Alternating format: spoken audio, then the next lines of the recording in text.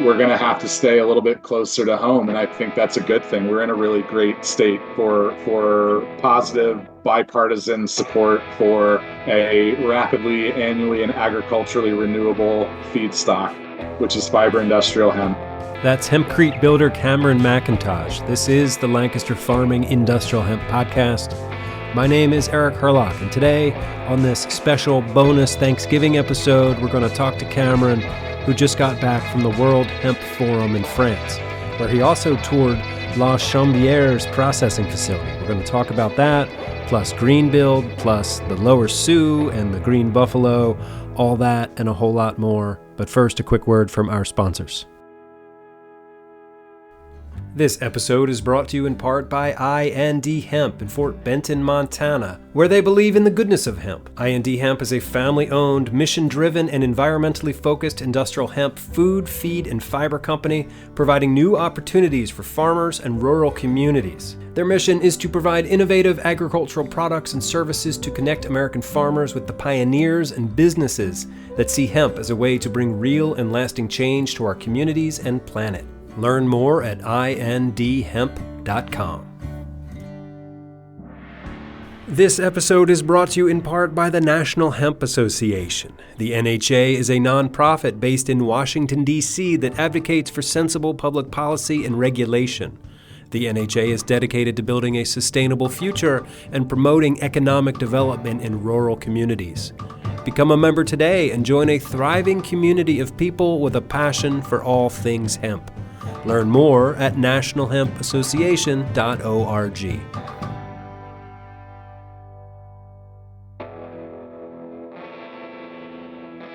Cameron McIntosh from Americhanvre Cast Hemp, welcome back to the Lancaster Farming Industrial Hemp Podcast. How are you doing? I'm doing well, man. Dealing with a little jet lag, but it's a lot easier going this way than going to Europe. I'll tell you that. So thanks for having me back. Yeah, absolutely. Did you just get back from Europe today, yesterday? When did you get back? Sunday night. I got home just in time to watch an incredible performance by the Philadelphia Eagles. Yeah. So that was a nice homecoming, and Go Birds. I forced myself to stay awake during the entire flight so that I was fully exhausted. It was a nice hard reset when I got home. I actually made it through the night, didn't wake up early. So yeah, it was good move. All right, cool. Well, welcome back. You were in France for the World Hemp Forum. Is that right? Yeah, correct. Yeah. Held in Troy is the way that we would say it in English, but Troyes is en français. Okay. How are the French with your company name? Are they into that? They think that's cool? Oh, Okay. they love it. Yeah. Nobody has a problem pronouncing it in France. How do they pronounce it? Americhanvre. Just like it's spelled. Okay. Correct. Yeah. Americhanvre. Yeah. All right. So what was this World Hemp Forum all about? What did you do? Who'd you meet? What'd you talk about? Yeah, it was really cool. So we were invited to be on a panel to discuss the sort of the state of hemp building or hemp construction materials. I was on the panel with Remy Lauren of Ecolution in Sweden.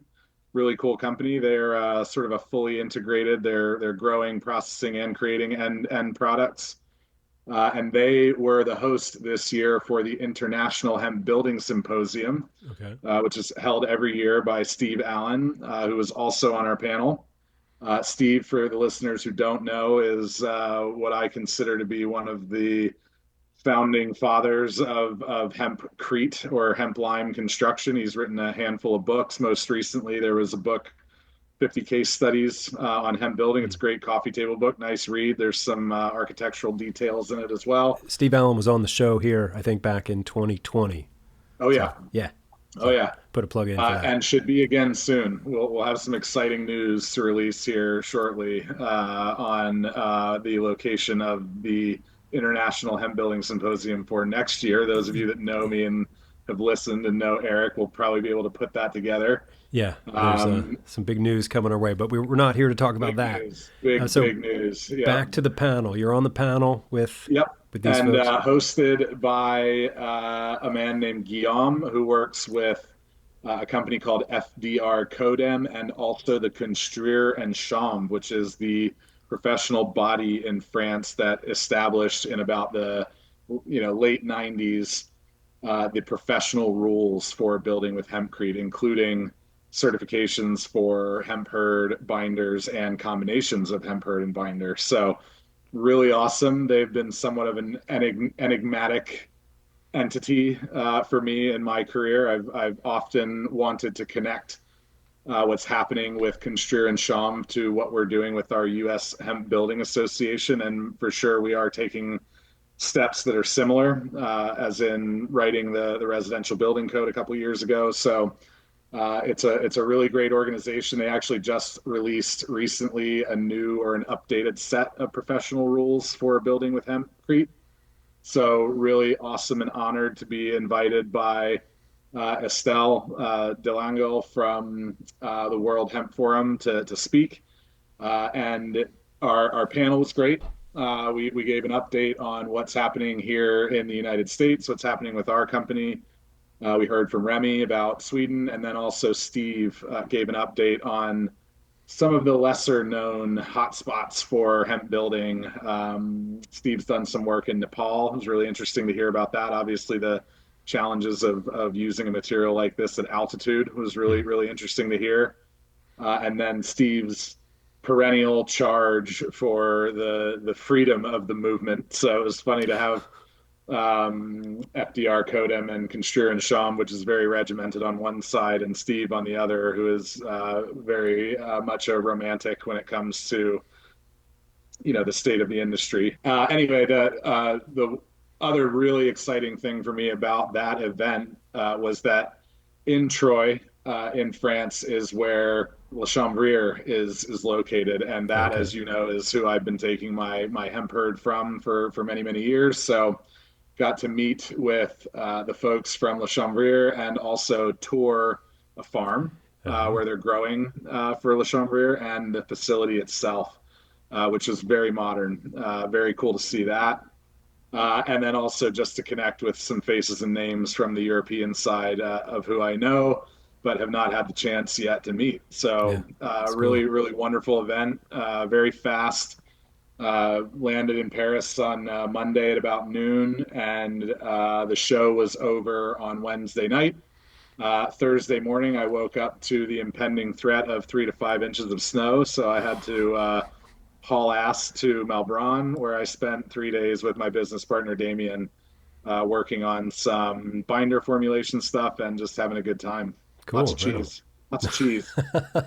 Très fromage, très bread, lots of bread. It was good. Yeah, All right. So, a couple of questions there. So, you toured their processing facility, you said? correct. Yep, and a member farm. So they're a farmer-owned cooperative, Okay. Yep. and so we got to tour one of the member farms, which is really nice, and then finish the day in the facility itself. All right. So, kind of compare and contrast, what they have there processing wise to what you've seen here in the U.S. Yeah, well, the most obvious comparison to draw is our good friends at IND Hemp, and I will report that the inner workings of the facility to a lay person who doesn't really know what they're looking at looked pretty similar, Yeah. except for the robotic aspect. Chanvrière has implemented Hmm. several robot aspects to or robotic aspects to their line. The Okay. most impressive of which was the robot responsible for stacking the pallets. So that was pretty cool to see. Okay. But yeah, the equipment lines, I guess I can share that they were not all from one processing equipment company. There was the big three were all represented. It was a combination of LaRoche, Cretus, Tamafa, so it was not a sort of Hmm. one type of machine or one equipment supplier. But scale, yeah, a little bit bigger, obviously, than IND at this point, but very similar. And so, again, kudos to that team for putting together, what I've been able to confirm is a world-class facility. Nice. Now, Yeah, so this trip to the World Hemp Forum comes like right on the heels of Greenbuild. I saw very you there much in on the Philadelphia a heels. couple weeks ago. Yep. Yeah. And so connect those for me. Greenbuild is kind of a big deal, right? And so, I don't know, yeah, draw some lines for us. Draw some lines. Well, I think one of the most full circle aspects for me of visiting France and participating in the World Hemp Forum was the ability for me to go and present Americhanvre as a company who has built success upon French technology and French raw materials, right? We get criticized for this all the time.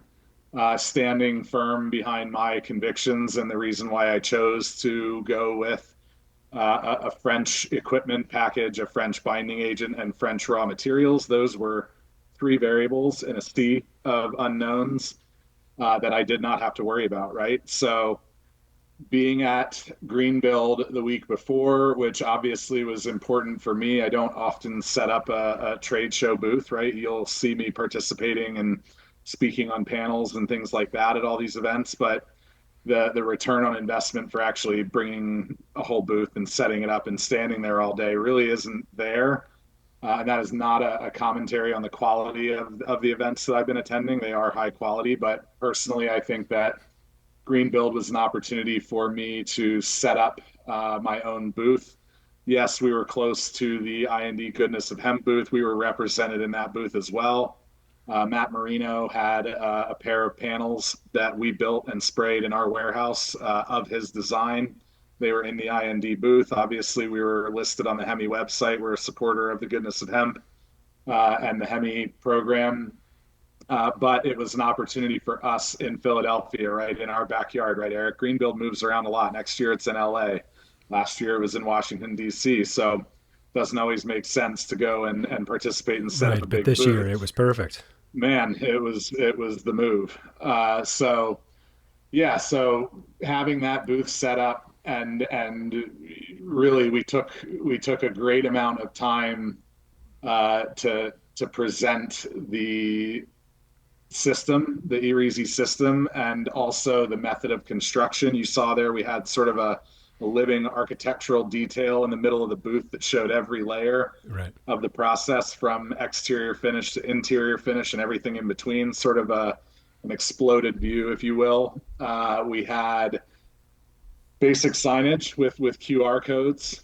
Greenbuild encourages you to limit the amount of printed material that you're handing out, and tchotchkes, if you will, the pens and bags and all the stuff that are not necessarily the most sustainable.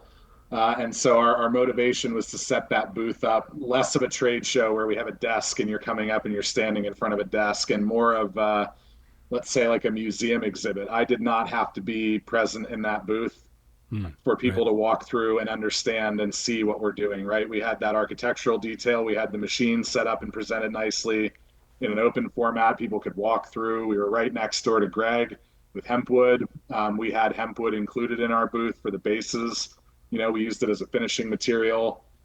Everything, man, everything about our booth was Yeah. chosen to be representative of our company, what we do, and then also to be sustainable. The rug on the floor, the hemp wood for the finishes, the hempcrete that was installed in the booth. And Greenbuild sort of makes you fill out this, or U.S. Green Building Council sort of encourages you to fill out this statement or declaration of the sustainability of your booth. Will it Right. be reused? What are the materials made out of? How much stuff are you handing out? Which is interesting. And I have an axe to grind, which is Uh-oh. that the show has been put at odds with its ethos by the organizing body, which is the Freeman Union. They charged us $3 a pound to bring in all the stuff in my booth, and it weighed about 1,200 pounds. So I was pretty devastated at the end there, a little bit upset. They basically, my booth ended up. I argued it down, but they wanted to charge me an extra $4,000 for having brought actual sustainable building materials into the trade show.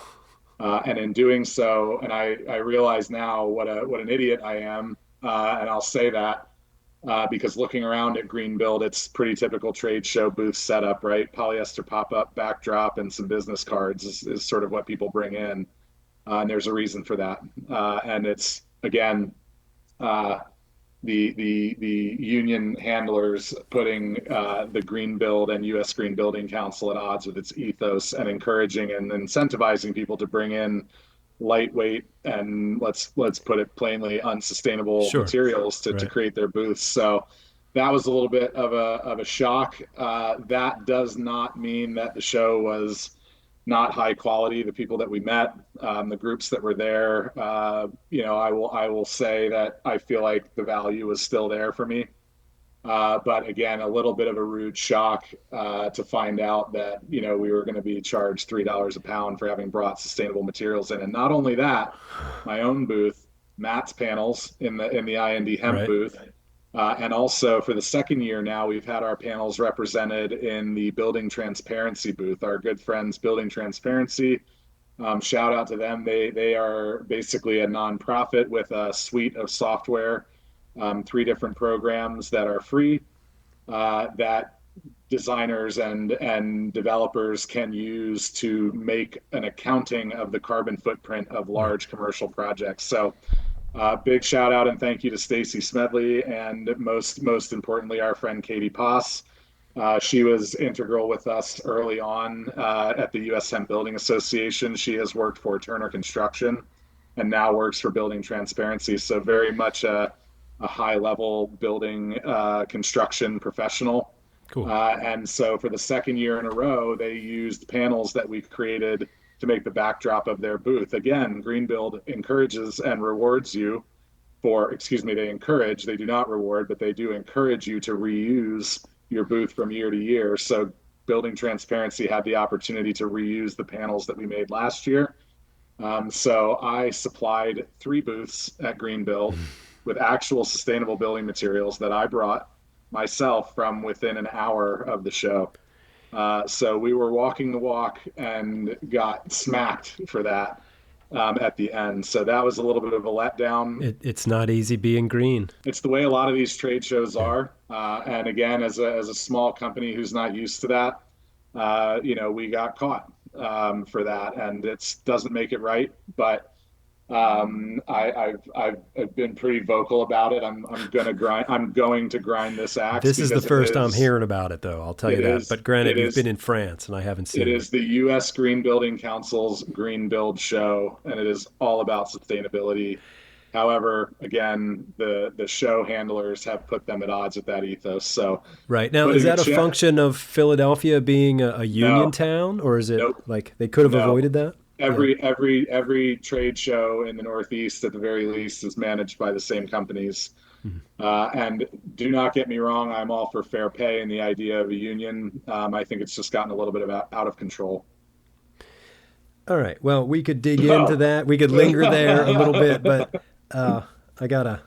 I only rented the studio space for half an hour, so we got to keep Yeah, moving. no worries. Yeah.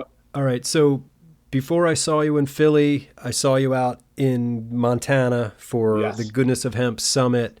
I moderated a panel with you and Chris Livingston. He's an architecture professor at MSU. Really cool guy. Like his drawings were amazing. Those blew my Amazing. mind. But at some point in the future, I'm going to publish that conversation and updates from Montana. So we're not going to get into that right now because I owe the audience all of the Montana content. I've been talking about it for weeks, but we're getting there. We're getting there. Before that, though, I saw you in Minnesota, right, at the Lower Sioux Indian Community. So it's been a pretty amazing past few months for industrial hemp, for you, for your company, for everybody. So looking back on 2024, just name a couple of things that you think, were good things in the hemp space. Wow. Yeah. Somebody said it. I think there were something like $75 million put into our industry in the last year and a half from the federal government. And you've heard me and the listeners have heard me speak about this before. It's like the tale of two governments, right? You've got the FDA on one side, sort of stonewalling the cannabinoid side, and on the other side, due in large part to the Inflation Reduction Act, you had the federal government, USDA, Department of Energy, Department of Defense, making these just incredible affirmative sort of investments in the space, right? Yeah. And that might just flip though, right? Because You what if know, they honestly, I think that's a good way. I think that's a good way for me to sort of summarize the last year is that we saw all this wonderful investment and movement in the space. And yes, a lot of it came through the federal government. Yes, a lot of it was due in large part thanks to the Inflation Reduction Act, very much so. The most recent and notable investment, 20 million into the National Hemp Association for growing fiber industrial hemp in the Chesapeake Bay watershed Yeah. program with Yeah. Steve Groff as sort of the lead educator there. Wow, what an incredible, uplifting, affirmative sort of stance for the federal government to take, right? And so that was really what I was looking to find out at Greenbuild. The people that I talked to, Stacy from Building Transparency, I'll give you an example, is again a nonprofit, and her major funding sources came in 2017, right? Right in the middle of the first Trump administration, and they were made by large industry players, Google, Amazon, Microsoft, who said, "We don't care if the federal government isn't into sustainability right now. We are, Hmm. and we're going to make these investments, and we're going to carry the ball." And so that's when Stacy's company was sort of founded, right? Hmm. And here we are 5 years later, and they're doing the thing, right? They're really helping. They've created a really powerful set of software that helps big projects, right? There's other sets of software for residential that we use. Friends of ours, the Beam Estimator, building emissions accounting, for materials software for residential. For anybody that's listening and might be interested, they're great for residential. But you have Stacy on that side with building transparency, and Katie working on massive projects, right? Big infrastructure projects. So, my takeaway from that, and I did have a chance to speak with a couple of big construction firms who also happen to be prime contractors for the government. That Hmm. was obviously important for me to meet and talk with them, and I got the same sort of feeling or responses from them, in terms of the fact that, again, it really won't matter much. Yes, it'll be a little bit painful maybe if the Inflation Reduction Act gets gutted and this money disappears. Programs that have been assigned a budget already and a contract signed are safe. I think the cost for the administration to go through and sort of take money away from Jake Waddell, or from me, or from National Hemp Association, that is going to end up costing them more than it would even save, right? Let's be honest, the $160 million Department of Energy program for creating environmental product declarations, that 160 million isn't balancing the budget, right? So they've got to do a lot more to do that. I But think it's going to be up to again, the first buddy. I think Elon will decide. well, and that guy's interesting too, right? Because remember, he had the X Tech Prize program where he was Right. giving out $100 million for carbon sequestration technology. So, I think a lot of that, we're getting political here, but a lot of what happened in the first term with Donald Trump was out of spite towards Obama, right? He went through and tried to undo as much as he possibly could. And this time, I'm moderately hopeful that he'll be thinking more about legacy, rather than undoing a previous administration. I So, appreciate your optimism. Let's just leave all of it that there. to Let's just say, leave it super let's optimistic. leave that there. But all of that to say that I think you'll see some galvanization in the private sector. I don't see it going away.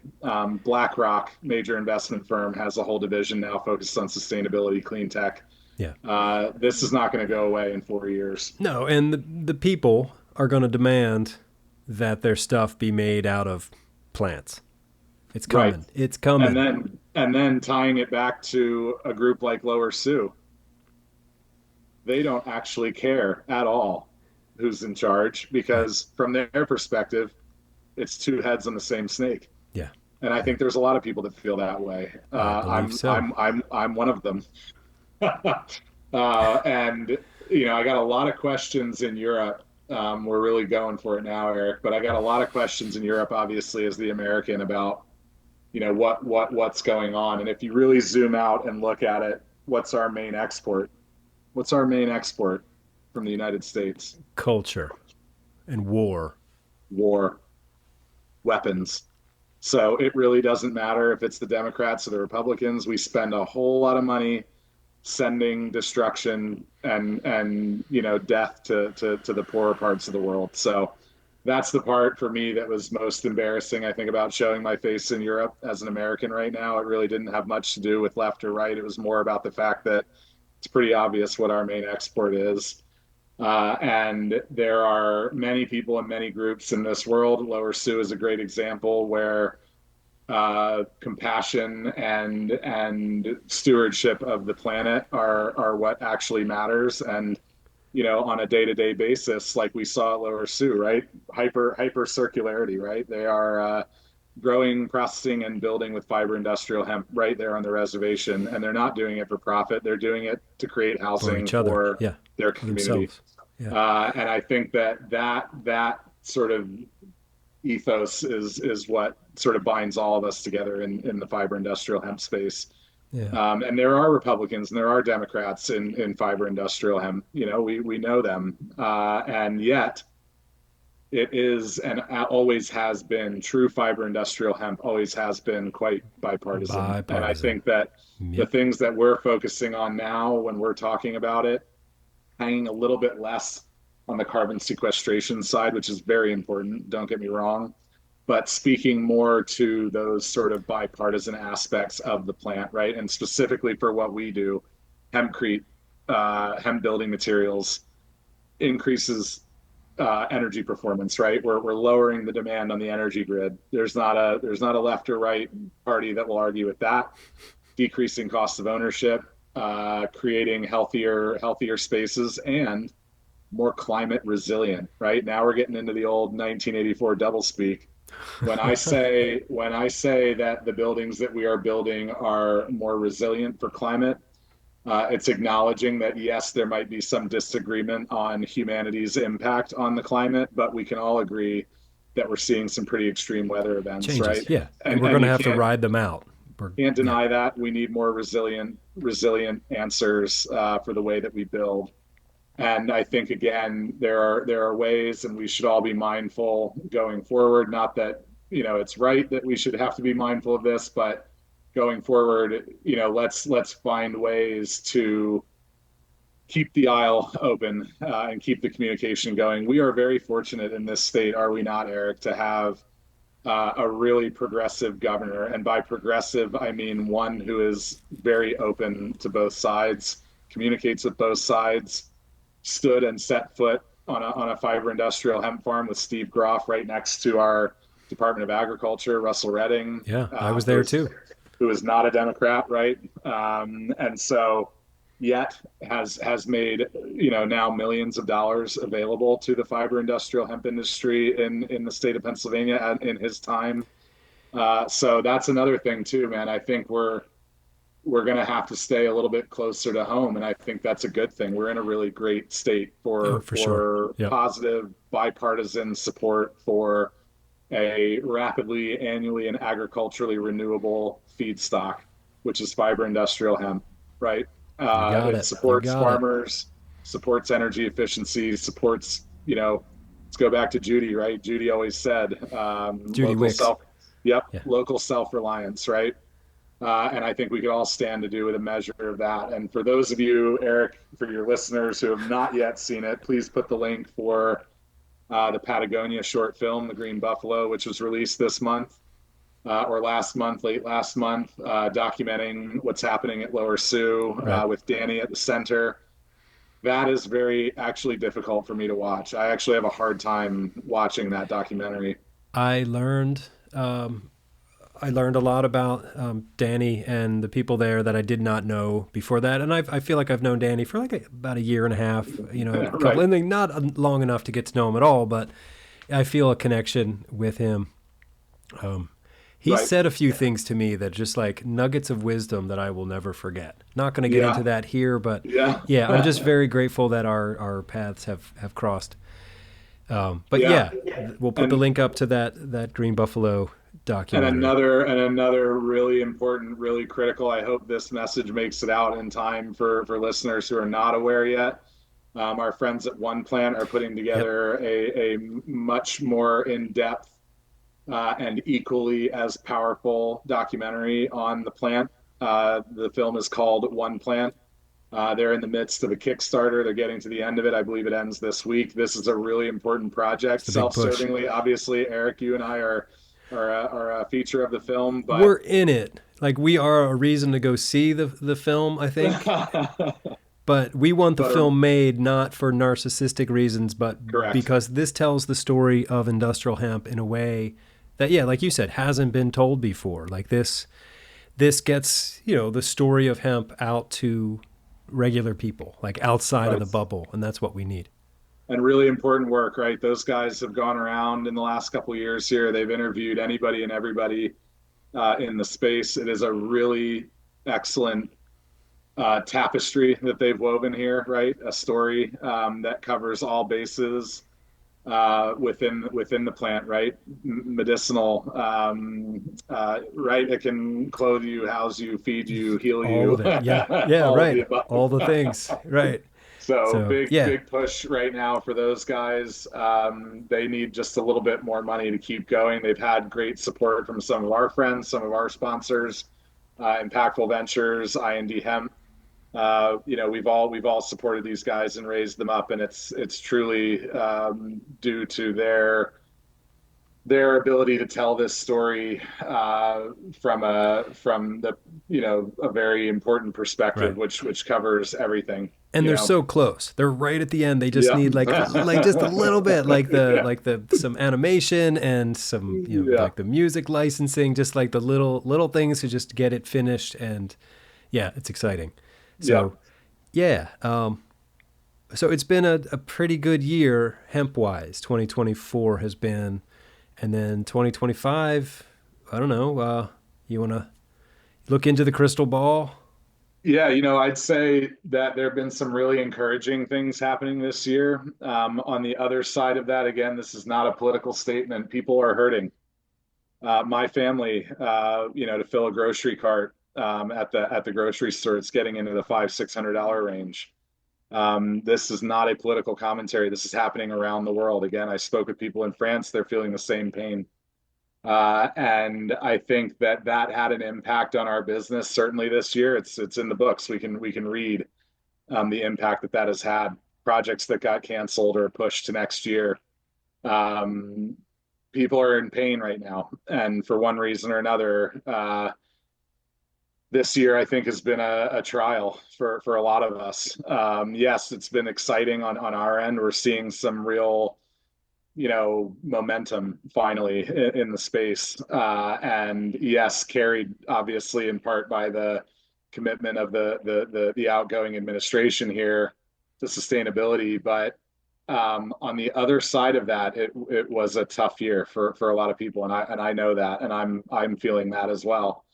And so I think we have to be cognizant of that we're in a very interesting place right now in world history. And the funny thing, and we all feel it in the hemp space, is that, there's a crescendo coming, right? Like we've been pushing towards something, we've been getting drawn by something. If you want to be religious about it or spiritual about it, is it the plant? Is it God? Is it the universe? Is it the planet that's drawing us all together around this at a time when the world is very dark and scary for a lot of people for a lot of different reasons.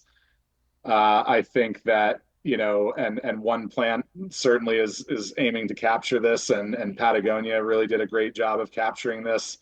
There is light, and following groups like Lower Sioux who have no reason to give a shit or participate in the world right now. They should be very self-serving, and they're not.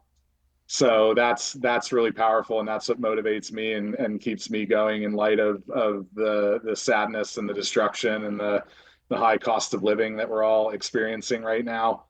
I am sensitive to that, and I think we all are. But hemp is hemp, and let's put it plainly. Bio-based, the use of bio-based materials to sort of fix some of the problems that we can in the world is really important. And I'm hoping, again, optimistic again, based on what I've seen in the last few months at all these events that we've been to, that humanity is going to find its way through what we're experiencing right now. Yeah, amen to that. Yeah, optimism, determinate optimism is the way forward.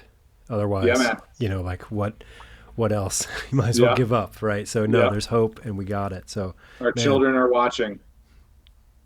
yeah, yeah. Wow, Cameron, you leave us with these profound things to think about. So this is like the Thanksgiving episode.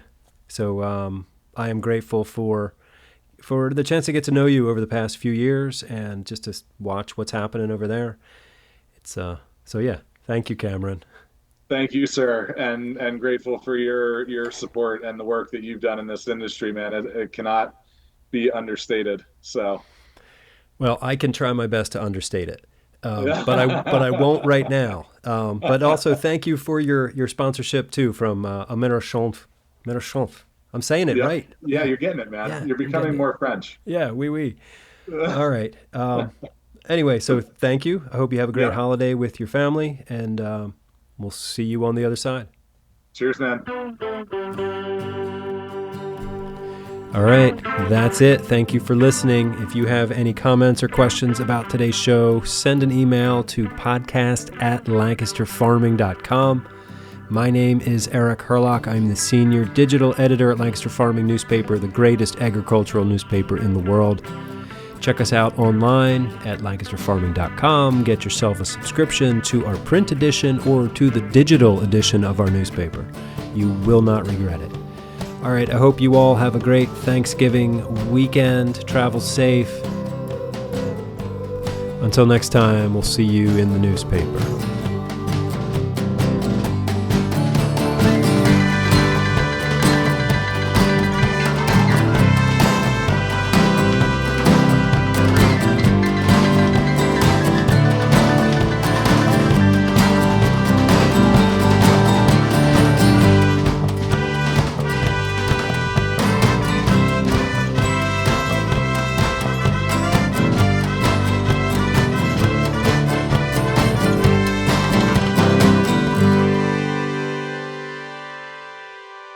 Industrial hemp. This episode of the Lancaster Farming Industrial Hemp Podcast is copyright 2024 by Lancaster Farming Newspaper, part of the Steinman Communications Fund. Today's show was written, recorded, edited, and produced by Eric Hurlock. The music you hear throughout the show is courtesy of Tim